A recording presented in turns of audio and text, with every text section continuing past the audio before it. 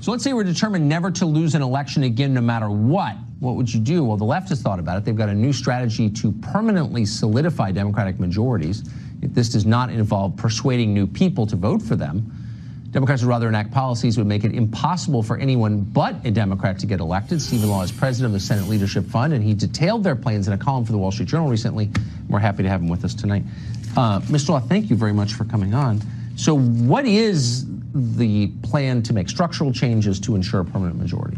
Well, you know, as you look at Washington, it's easy to get mesmerized by the Green New Deal and Medicare for All and abolishing ICE. But what's behind all that shock and awe, as you said, is a very methodical plan to try to lock in a majority. And it starts with H.R. 1, which was the first bill that Speaker Pelosi introduced. You know, the first bill you introduced is symbolically important. You know, for Speaker Ryan, it was a tax bill. But for Speaker Pelosi, it was a bill to federalize state election systems, to make it very, very hard to impose registration deadlines. You have to register anybody as young as 16 years old. Felons can vote after they get out of prison.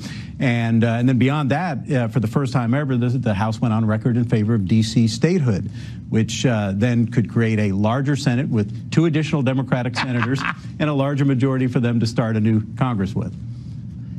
They live in D.C., though.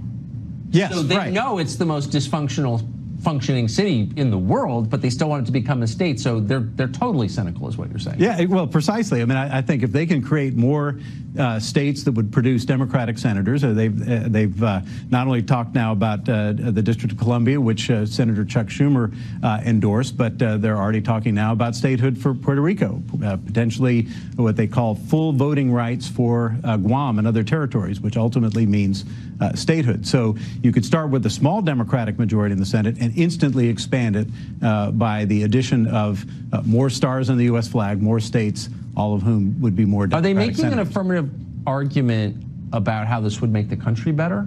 How America would be improved by this? Or is it just naked power politics? Well, I think, you know, it's all encased in this argument about enfranchisement. You know, we're helping people get the right to vote, self-representation, just like it shows in all of the D.C. you know, bumper stickers and all that. But really what they're trying to do is to create impediments to Republicans ever getting back in power should we lose control in 2020.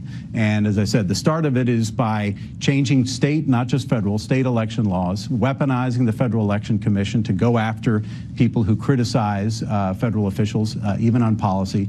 Then you create more states. And then I think the thing that's really the ultimate centerpiece, and this sounds like it could never happen, but it's being talked about very seriously, and that is to pack the Supreme Court, to actually expand the size of the Supreme Court so that the narrow balance of power that's currently there would suddenly be tilted radically in one direction and stay that way potentially for a very long time. I hope Republicans are awake and concerned. They should be. Steven Law, thank you very much for that. Thank you. Appreciate it.